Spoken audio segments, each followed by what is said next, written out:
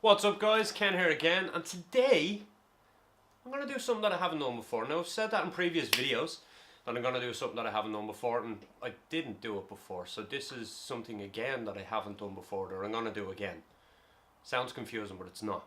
So today is what I'm going to do is 5 tips for beginner photographers. So a lot of people have asked me how I take photographs. Now I'm not saying that I'm the best photographer in the world and you should take all the advice from me, but a lot of people have asked me about it.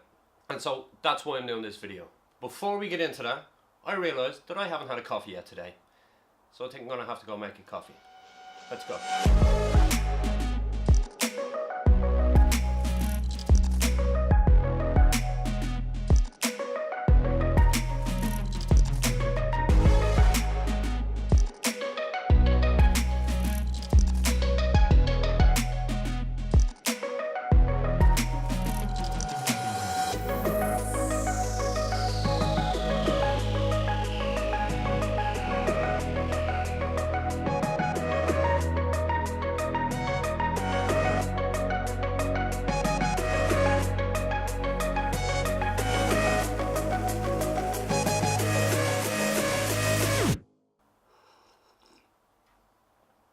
Ooh,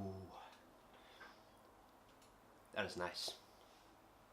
So 5 tips for beginner photographers. So tip number 1 is get a camera. It's simple really.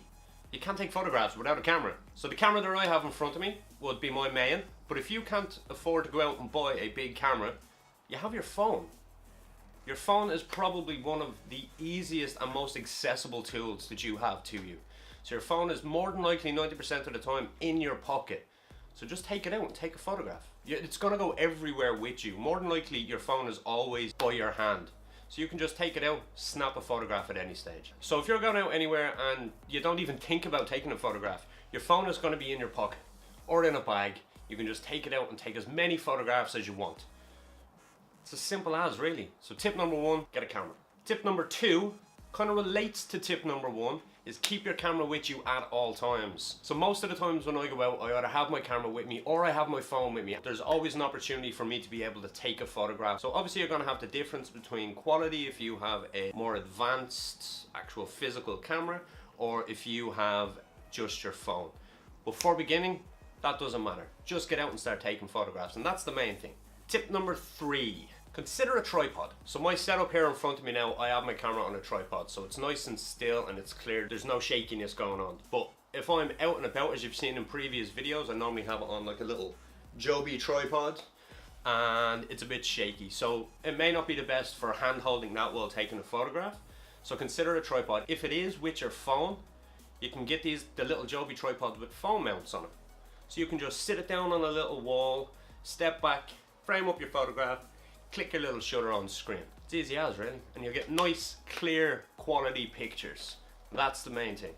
If you're taking a photograph and you're in the middle of a crowd and you want to get a nice ambient street shot and your hands are a bit shaky on your phone, it might not be as clear. But if you have a little tripod, sit it on the top of a pole or as I said, a wall, set it down, bang, there's your photograph. There's a nice, still, crisp photograph here. So before I go into tip number 4 and 5, a lot of you that may have watched some of my previous videos, I think my last one was I built the thing, but this is my new little workstation.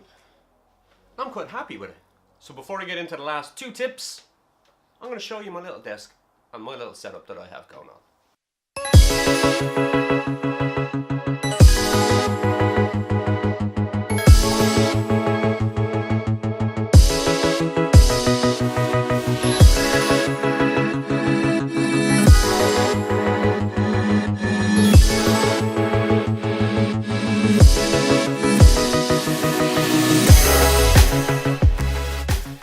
So what do you think of the desk? Let me know down in the comments below if you think that I might be able to improve anything that your setup may have.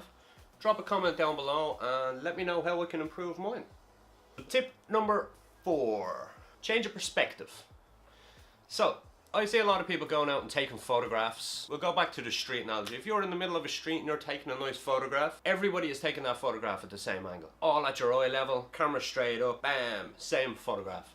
Change of perspective. Get down low, try get up high if you can. I know some places you might not be allowed, like Spider-Man up a building just to get a photograph. If you're allowed, or if nobody's around, do it. I'm not saying do it. Don't get yourself arrested while taking photographs, please. Thank you. If you can, try change your perspective. Even if it's a picture of your dog, instead of you sitting on the couch, taking a picture of your dog on the ground, get down beside the dog. You see a lot of photographers going around and you see them in awkward positions. They look like idiots taking photographs. But if you've seen the results that they got from that angle, it would blow your mind. So change your perspective. Getting that photograph makes a huge difference to your photographs at the end of the day. Even if you take a photograph at your eye level, then change your perspective, you will see a massive difference in the two difference in the photographs, and you will more than likely choose the one that you have changed your perspective on. That kind of probably took me longer to say than I thought it would have. So yeah, try different things, really. That's all I can say on tip 4. So tip number 5, the rule of thirds.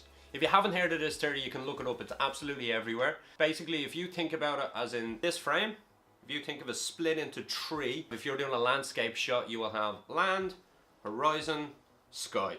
That's your rule of thirds. Now you can base that off portraits as well, that you have your subject's face in middle, somewhere along here, and you can base it off that as well. So your rule of thirds kind of just simplifies your photographs, and it drags your viewer's attention straight to the center of that photograph along your horizon line if it's a landscape or a city shot. I try to really stay away from this type of thing. If you look through my feed on the likes of Instagram and stuff, you'll probably see that most of my photographs are slightly off the rule of thirds. I like to have a bit more sky or a bit more land, because I don't really want the photographs to sit the way every other photographer would have their photographs. So that would be just the way I take photographs. If you want to stick with the rule of thirds, do it by all means. It's probably the easiest way for you to be able to get used to taking photographs is the rule of thirds. It's simple and straightforward, and it'll always stick in your head. So that's all my 5 tips that I would have for beginner photographers. One main thing that I would say, no matter what tips that you get or whoever they're from, take them all on board, mash them all together, and keep them in the back of your head for when you go out and take photographs. So think of these tips, think of these tricks that have made me a better photographer, and implement them into your own work. And when you're putting them into your own work, try create them in your own style. So if you do end up going out into your local city, and if you see a photographer that has put up a photograph of similar buildings, change the angle up a bit, get it from your perspective, put your own style and spin on it and make it your own. And that's the main thing about photography. Everybody can go out there and take the same photograph 100 times, but if you take yours at a different angle, yours will stand out a hell of a lot better than theirs. So that's really it, guys. That's my 5 tips for beginner photographers. I hope you like them. If you do, make sure you hit the like button. Make sure you scoot on over and hit that subscribe button, and I will see you in the next video. I'm gonna go finish my coffee. Peace!